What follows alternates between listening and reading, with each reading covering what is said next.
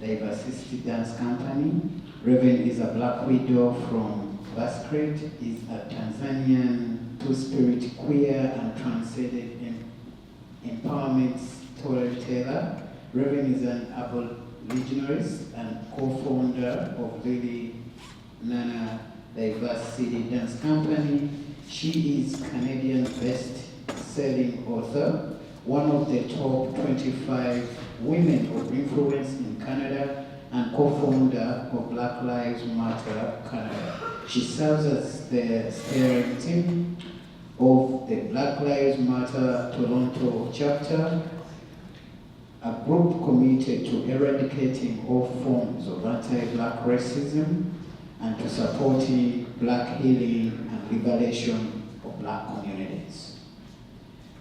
Wngz sings, whispers, and celebrates the legacies and histories that helped her find her voice. Sakofa, Harriet Tubman, Jackie Shen, all these abolitionists, weaving together centuries of old traditional struggles with those of today. She calls for us to reclaim land, body, connection, radical love, and interdependence. Everybody, welcome Ravyn.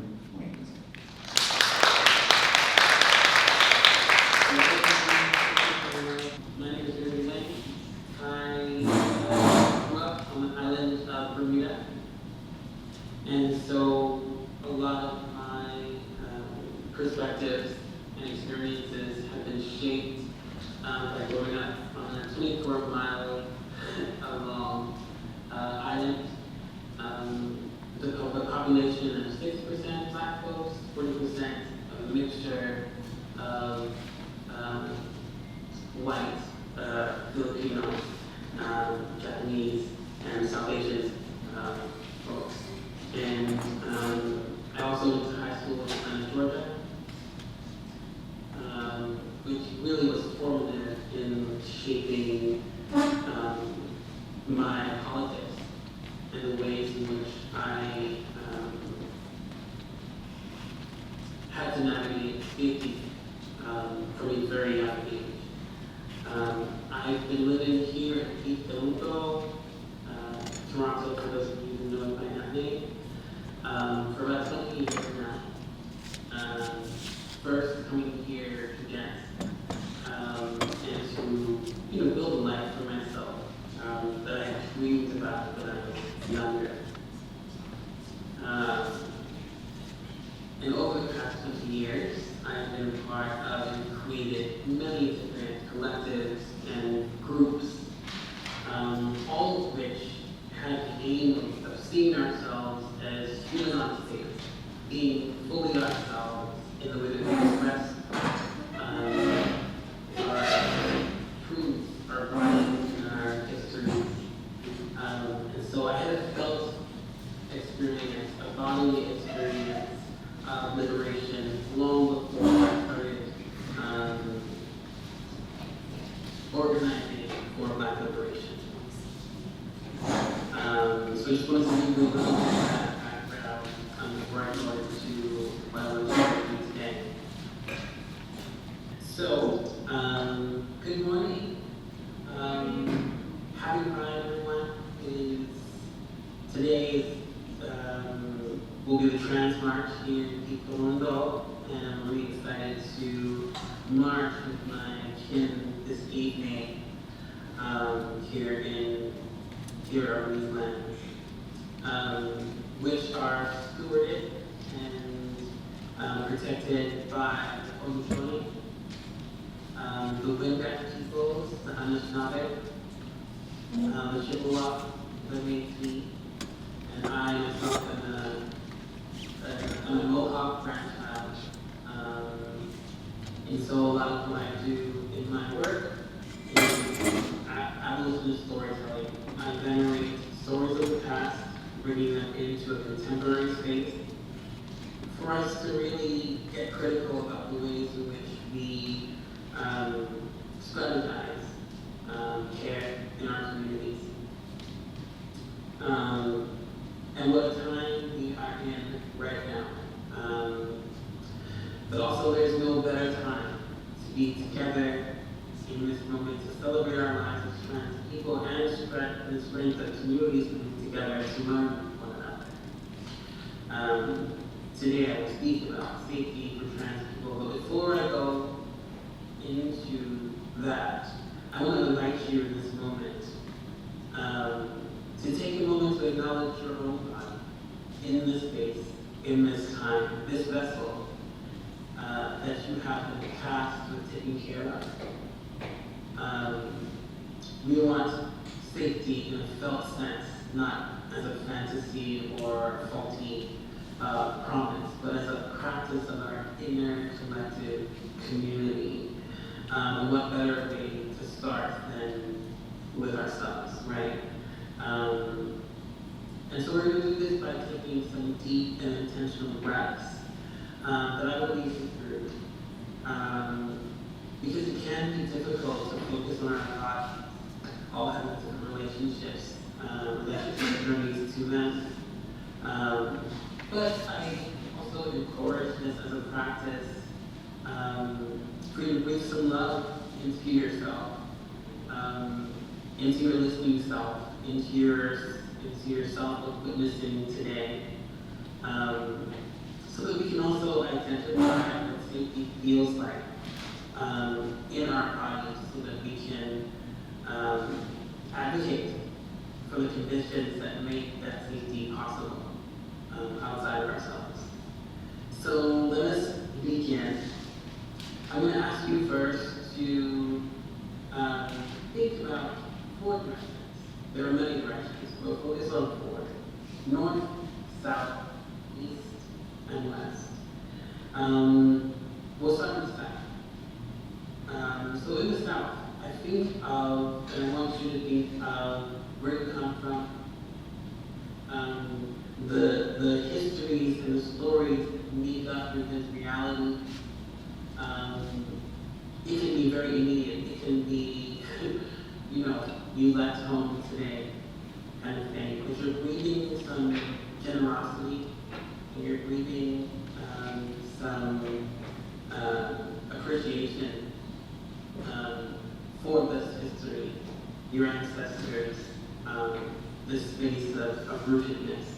So in the south, we're going to focus on that. And we're going to take 3 solid, deep, long breaths to allow ourselves to feel that and to ground into that sense of history. So let's take a deep breath in, and a long breath out. Again, we'll take a deep breath in, and a long breath out.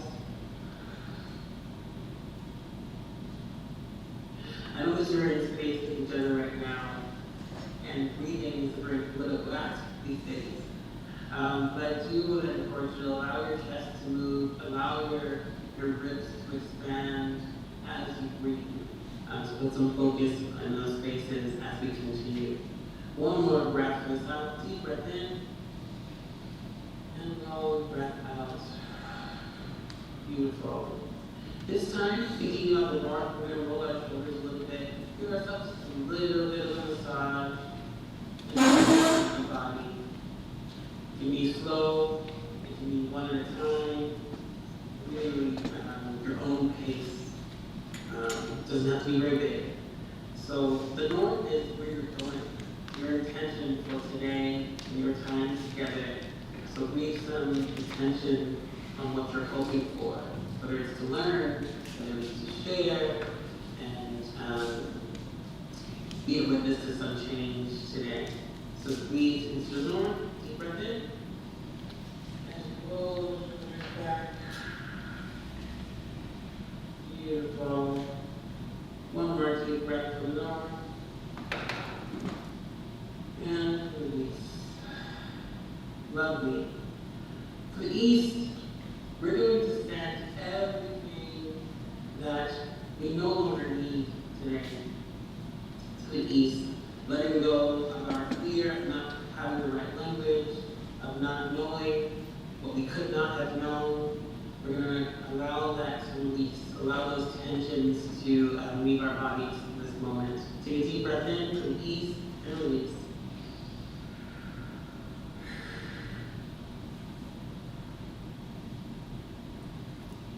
Beautiful. And for the last, for everything you want to take in, everything you want to receive today, openness, thinking about the wideness of your back, openness of your shoulders, thinking about relaxing and releasing the chin and neck space. If you need to do a little head nod to release it, you can do that as well. Deep breath in. And long breath out. Wonderful. Thank you. I always find that I am much more aware, able to take in when I have a little bit of time for my body and brain. So, I'll begin with a little bit of a poem about myself, just to bring you to that storyteller aspect, and then we'll continue. So, my life is an echo. It's vibration, full of almost there and it's. The song is long, it's strings pulled tight and held on to. Like a kettle, like a kite tethered, soaring bird-like atop a ravine. Elders here washed in time and sea grass. My waves are sharp, my fins translucent. I am connected, I am connection. My sorrows weather, my joy ignites. I am love's reminder of freedom. My songs sing melodies, the sound of blue and hibiscus rose. I am earth reflection, a dark mirror, a smoked port. My words bruise, break, and destroy, remember, and transcend. I am condemned into a false freedom. I walk way too freely. But how lucky, treacherous, beautiful, and difficult it is to be the guardian of memory. Thank you so much for humoring me and taking that time for our bodies. I encourage you as I continue to speak to take those moments for yourself, to stretch, to release, to eat, whatever feels good for you in this moment. Holes made deep by time get filled with something. And that shape changes and changes and changes. So we must shape change. Write the poems, make the music, the memes, the infographics, the banners, engage in conversations, dream up the future, carve it, breathe life and honey into it. Because there is no neutral body from which our bodies deviate. Society has written deep into each strand of tissue of every living person on earth. What it writes into the heart, muscles of 5-star generals is distinct.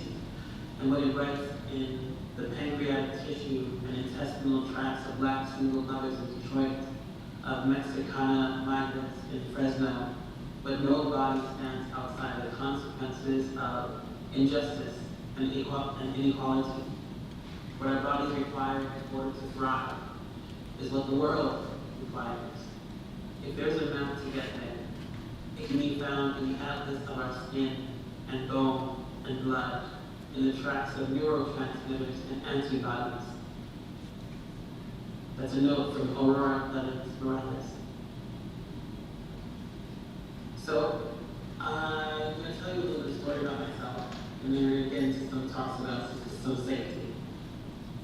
I live a life I had to fight for, and a life I dreamed of when I was about 5 years old.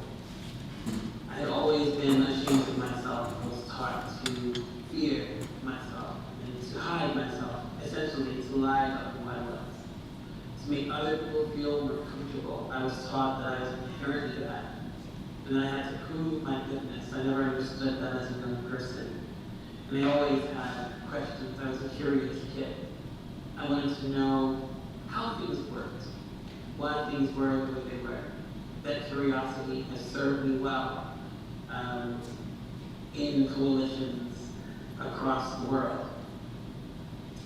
To get curious about what I don't know, what I haven't been aware of, and how to be in better relations with the people who I want to be connected to.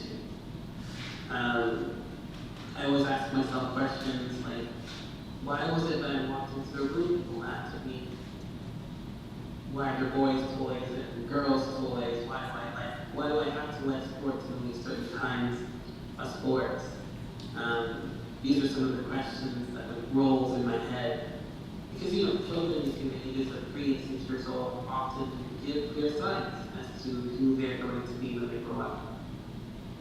I was maybe 5 or 6 years old when I fell in love with the color pink. I was sitting by myself in front of my mother's television set. The TV was gigantic. And I loved it because it felt like I was looking out at the world. Again, I grew up on a very small island, so the world was through this medium of television and movies. And I was watching Cinderella by myself. I was aware that I was watching things by myself. But this moment, for some reason, I was watching it by myself. There's a scene in the movie that I want to talk about, a couple of scenes in the movie that I want to talk about. But first, I'm going to talk about Cinderella and how she was working on a dress so that she could attend this ball. The dress had belonged to her mother, and at that stage I had no idea what grief was and what grief work really looked like. But when I look back at that moment, here she was trying to make something beautiful of something that belonged to her mother. This kind of venerative way of using your traditional ways of knowing to present to the world. She didn't finish the dress, but she had started it and left it. And she made friends with some mice. And these mice were brown. And of course, at that age, I didn't realize the racial dynamics within the film. But when I look at it now, I think of the ways in which Cinderella made them feel whole by giving them each an item of clothing. Kind of like a way to respect their I don't want to say humanity, but they're animals, so a way to respect everywhere. And out of radical reciprocity, they reclaimed some items from her sister's room, her stepsister's room, and made the most beautiful dress. I remember seeing it on the screen and being like, oh, I love pink. That's my favorite color. Because I associate it with friendship and love and joy. And when she ran downstairs in this dress that now she was finally appropriate enough to be seen in public again, her mother, her family, her stepmother, said, gave a little hint to the sisters about some items that she noticed that Cinderella was wearing. And the sisters stepped forward and ripped her dress apart. And I honestly, in the pit of my stomach, I didn't understand what was happening. I started to shake, and I was really, really confused. And I stood up. I was a tiny 5-year-old. I stood up, wrapped my arms around the television set, and threw it down on the ground. And the glass shattered all over the carpet. This was the 80s, so we had carpet. And it was such a visceral experience. I can still feel the sensitivity welling up in me right now. But my mother came running upstairs, asked me what happened, what was wrong. And I told her, I said, Cinderella, she was trying to go to the ball, and she looked really pretty, and her friends, the mice, they could sing, and I was telling her all the stories, and her sisters, they ripped it, and I didn't understand. I was so confused and crying uncontrollably, and I wasn't really known for throwing tantrums, so this is out of the norm for me. And my mother said to me, don't worry, it's okay, it's not real. And it's just make-believe. And so I said, well, why would they make that? when that story was told on like Christmas holidays and just little things like that, it was told almost like, how cute. This was this moment where I had this throwing down of some television set, where I really realized that my sensitivity showed up in me in such a big way, but I had to act on it. I had to do something about what I was experiencing as an injustice. And that behavior has followed me throughout my entire life. I was raised by a mother who was an educator, so it was really important to her for me to understand where I came from and the history and how we got to where we were. And so, but I mean, like at 10 years old, she took the Jim Crow laws in the South and she made them into like a little booklet. And she placed them down and asked me to write a book report. It was in the summer, it was in school. And so, by 10 years old, I had a full kind of map of how we got to this place of inhumanity with each other. I didn't have that language, but I was like, oh, so you mean the disparity between the colors of it happening with light-skinned black people and dark-skinned black people was created so that we can be divided? Oh, I don't participate in that anymore. So this is why I ask questions a lot. I'm so curious about why we react the way we react, why how society has shaped how we respond to harm, and this other piece that I'll get to later about safety and how we wait until something happens to react. A lot of what we do is reaction after the fact. And I think that it's important that we start getting preemptive about the ways that we create sex safety, which is why we're coming together today, and having these important conversations with each other. One of the things that I think about a lot is how something becomes a nightmare, how it becomes a horror story, or how a narrative gets created. As a trans person in this moment, and in many moments throughout history, we have been the scapegoat. We have been the nightmare, the thing that parents didn't want their children to become when they were older. And despite that, we're alive and we're here, and we find ways to thrive and build communities. But I just want to take a moment here to share with you some of the questions that I have around this curiosity of the nightmare. So I wrote, I wonder how something becomes a nightmare. I guess you have a thing, or a person, or a tale, and you story it into a seductive kind of truth. Something that may have some aspects of the truth, but not the truth outright. Then you get agents and actors to cast that spell of fear across oceans and airwaves until it lands on prominent floors in the United Kingdom and voted into law. But what if we are the nightmare? Not that you are evil or dangerous, the nightmare is because it's you. Then you are the hunted, the barred and banned, discarded, wanted and desired, but only at men. How do I live in that freedom everyone always talks about? How do I live in the sun when it burns my skin? Tightroping survival because someone somewhere said I should burn. Trying to prove myself to people who don't know the land, the name of the land that's on. It's a ridiculous thing having to defend yourself against people who colonize the world with their disgusting and dangerous, violent imaginations. I was a child, hearing adults whispering over me with such toxicity, right? And fear. You know, they were like, oh, this one's gonna wind up on some tabletop somewhere, or this one's gonna wind up in a dress somewhere. The worst things I could possibly do.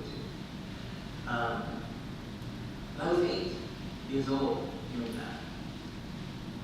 have preferred if I were an abusive narcissist with like lots of baby mamas and no kids. Like, the actual worst thing I could be was gay. You know, actually the worst thing I could be was a woman. That's really what it's about. This kind of this patriarchal, misogynistic way that we shame femininity, the feminine, the divine, the woman, the archetype, right? And the mother. Usually the mother is the one we blame when we think about people creating chaos in the world. And the fathers are the ones we celebrate for their absence. And these kinds of things I grew very tired of as a young person. You know, I asked my Bible school study teacher, I was like, hey, so the song that we sang just now, it kind of says,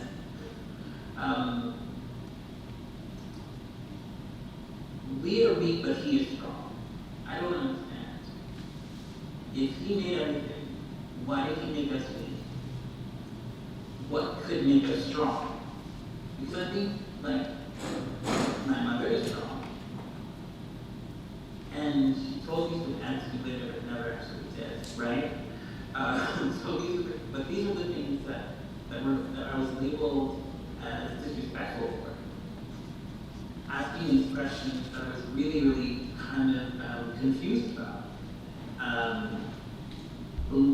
As I'm older now, and I'm in these different kinds of rooms, right? Where I'm the stewards of the Black Lives Matter global movement, right? And so I've been in many different spaces, many different conversations about inclusion, right? How do we make space for people who have been historically, systemically erased or denied? And usually the focus is on inclusion. And so we built strategies and schools and programs for inclusion, right? Which can center a kind of assimilation. Right? It can center a kind of, how do we make ourselves okay enough in their eyes? How do we show our group in order for people to take us seriously? Do I have to be harmed and show that harm physically for someone to say, oh my goodness, I should look at that? You know, Sonia Renee Taylor is a brilliant thought leader who I look to sometimes when I'm thinking through these pieces. And she talked about recently the fact that we as a society, especially as a Western society, we live in extremes. Extreme sports, extreme gymnastics. So when Black Lives Matter began in 2013 in the United States, 2014 here in Toronto, Vancouver, and Ottawa, we had a time here in Canada having to prove that anti-Black racism was systemic in policing first, and then expand to all other kinds of spaces, from medical to all kinds of spaces, right? Because no data was collected. In the United States, they had some data going on, and not saying that it was perfect, but they weren't trying to scratch and it was a B word. So in 2014, when we said anti-Black racism, we didn't know what we're talking about, right? And what ended up happening through the stopping of traffic, through all the annoying things that we did to get attention, is a cultural shift happened. A cultural shift around language that we force for people to take seriously. Now, anti-Black racism is in almost every single school, conversations about this, every single program, every government person has to talk about it. Presidential elections across the world now have to take seriously this big piece. That's a cultural shift, right? And I think that, you know, when we're thinking about right now the trans peoples and the ways in which we are being attacked, quite frankly, from Uganda to Edmonton, Alberta, where for y'all are to right here to Toronto. I know that there's this idea, and here in Toronto, that it's just a better situation. No, they're just better timing, right? Because there are more of us here, so it feels like, oh, there's more opportunities. People are safer. But what I have found in my experience, that is usually trans people who are keeping each other safe. It's usually us who are building the kinds of practices that create these dynamic spaces that you're in right now, right? The work that Adebayo is doing is incredible. Incredible, right?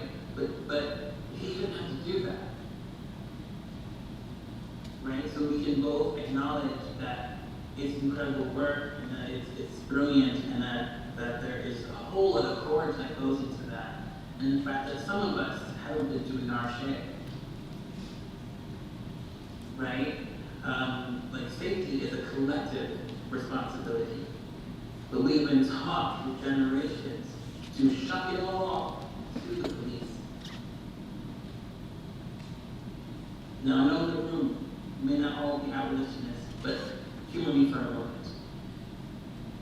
There's a really powerful story, a really powerful narrative that we all live with, and it's in our television shows, it's everywhere. It is this desire, this fantasy that we all have and hope for, and hey, I want it too, if I'm honest. And it is that in your scariest of times, in the moments when you have the most fear, that you can call someone, an agency, a group of people, and they will come and make you safe. Right? This heroic sort of paradigm, right? And so then we have this idea that police are doing a lot more than they actually do. 80% of what the police focus on here in Toronto is like medical emergencies, mental health emergencies, because people aren't acting characteristically normal in public, right? And these folks don't have the training to deal with it. They don't have the range and or the interest.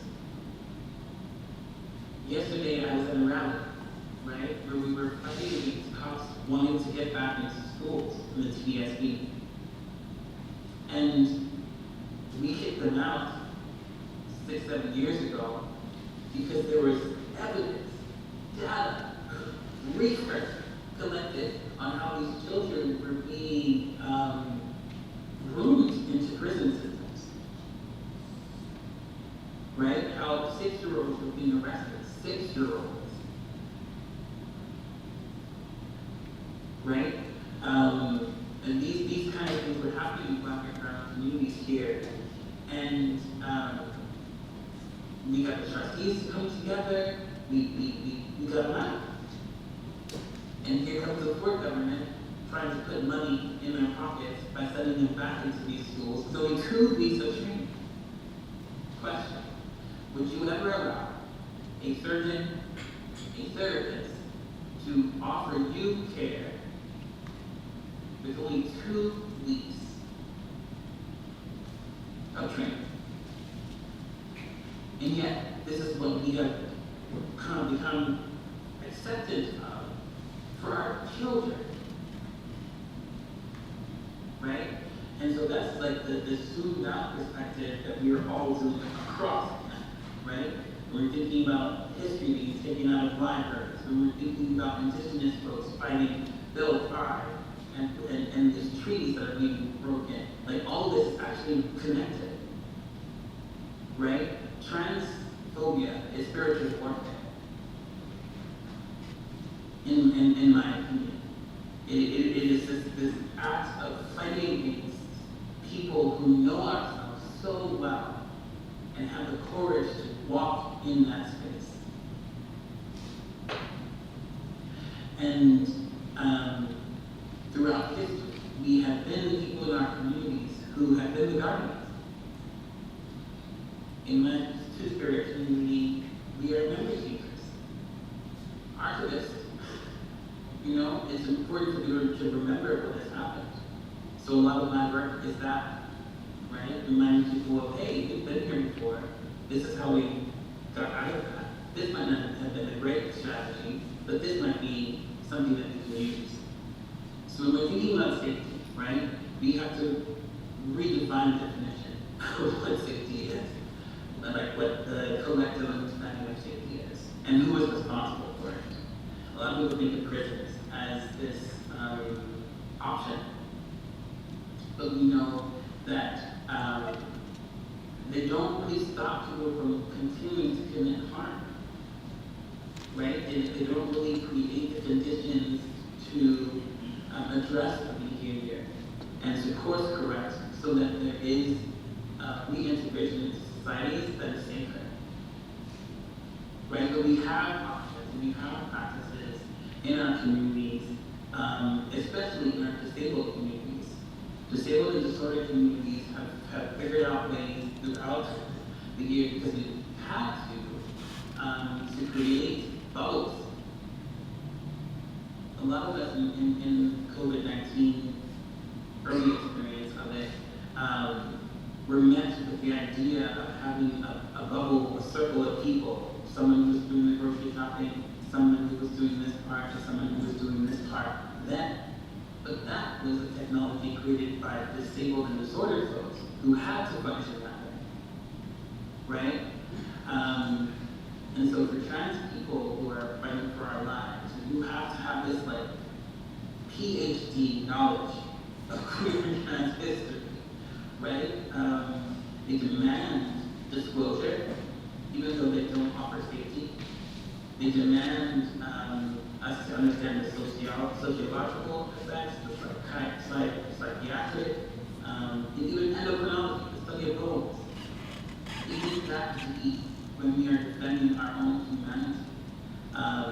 When we, as like not even 1%, our most populations are the ones who are being oppressed. So when I write and I ask these questions about how we become a nightmare, and how narratives shape our lived reality, our work as people who work in non-profit sectors, our work as people who are creating these spaces, is to shift the narrative of trans people, of queer, of just anyone who exists outside of white Christian men.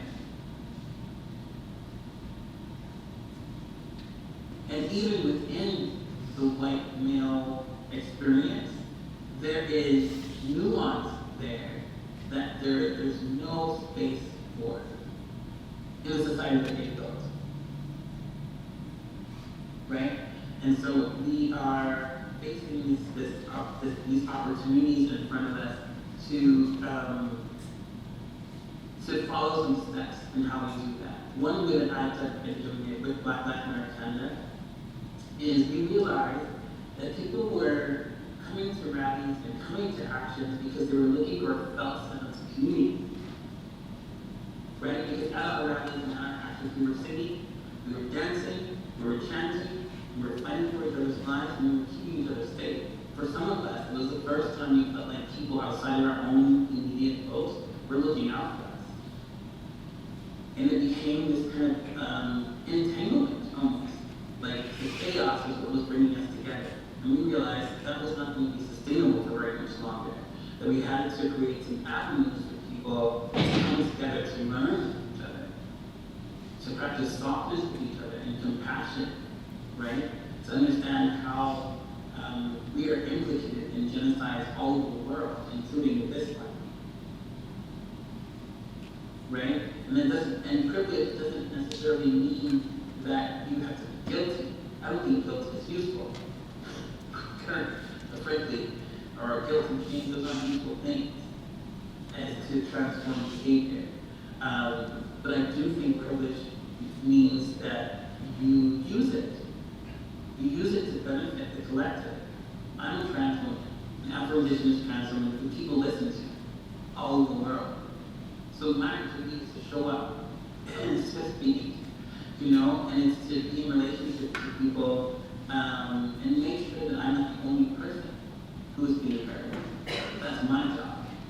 It doesn't necessarily mean that my life is easy or safe, but it does mean that I have a platform that people pay attention to in some really specific ways, right? Where I have a family in Germany right now who reach out to me every now and then when they come up against some confusing journeys, right? So their child is trans and their parents are trying to do right by their child. And they come to me over here in my little pocket of overcoat. And so we sometimes think that the small is not whole. That what we're doing in our immediate spaces is not something that can transform across the world. And in my experience, that is not true. When I talked about the extreme, we also we fail out of things because they're not planned. Right? If 10 people show up, we fail. No, 10 people showed up. We have an opportunity there. Right? And so we have to attend to our relationship to scale so that we can really put our heads together and find some ways for which to hear each other. So for me, it is inappropriate for me to just live in Edmonton, Alberta, and spaces to tell you what is the safest thing to do.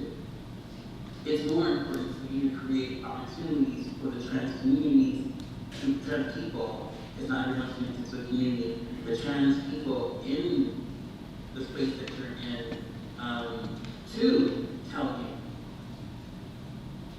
Which means that you have to make yourself a safe space. Sometimes people think of accessibility as what happens only when you're in a space. However, accessibility is how you get to a space and from it as well. Right? So when we're thinking about and thinking about inviting people in, when we're thinking about inclusion, that's not a bad thing. When we're thinking about inclusion, we have to think about what we're inviting people into and being honest about what isn't available. So for example, if you're like, okay, we don't know all the best ways to create safety and safer spaces for queer and trans people in our organization, right? We're going to invite these trans people into our organization and let them know, hey, you're going to be learning with me. So that they can consent to be learned with, right? Some people want to come when you figure it out, and some people are there to help you figure it out along the way. There are different kinds. So these are some of the things that you can do and think about for yourselves when you are trying to address this big topic of safety. I often say, start with yourself. I'm a dancer. As I said before, I came to Toronto to dance. And so a lot of the ways that I've come into spaces is through movement. When I started doing speaking engagements at high schools and universities, I danced. I said, oh, we're going to sing a song, This is for my nerves. This is for my nervous system to just bring it into this space for me. And I would just movement, like I did earlier today. I would just bring myself into the space. And then I'd be able to give them the historical facts of how things happened and how we got here and what we can do together and what the work of Black Lives Matter is at that time, so what was mostly what I was doing. And I found that became so effective. People wanted less speeches and more realistic conversation, right? We are in conversation with each other. It's not soapbox stuff. It's if I was in the room with you, I would be walking around, talking to you, sitting with you, to create some of those spaces with each other. So what I'll leave you with is this. When you think about a time where you felt safest, what were the conditions that made that possible? That's the question. Because I often think of safety as an ecosystem. So that ecosystem that allows you to exist as your full being, for you to even discover it. Transit is a journey, right? And many people think of trans people as having like one destination, and that's usually related to surgery. And that is one, and it's valid and beautiful. And then there are all kinds of different, right? And people go backwards and forwards and find such fluidity in how they want to be in relationship to people. Often I find that trans people and non-binary people specifically don't even think about their gender unless they are in a conversation with someone and it comes up. Right? So when you're thinking about how we develop some systems of safety, start with yourself and go, okay, this is what I would need to feel safe. How do I ask for that? How do I create some friendships and connections around building out from a small group of 3 to a group of 10? And then beyond that, so that we can map out some pathways. And it's okay to make mistakes, to get it wrong, right? This is why it's a practice community, because we don't know. You know, anyone who thinks about becoming a gymnast or a dancer, in my case, you are doing the same move every single day for years in front of that mirror to get it correct. And because your body changes every single day, your muscles are ripping and changing and rolling and swelling, and you have to find a way to hit that moment, right? And so what we're asking people to do is prepare for harm, prepare for safety, create the conditions for when harm happens, it can be taken care of, both for the person who's perpetrating and for the person who is the victim of it. So we can make space for humanity in the ways in which we deal with each other. And those are just some of my thoughts. Thanks for listening.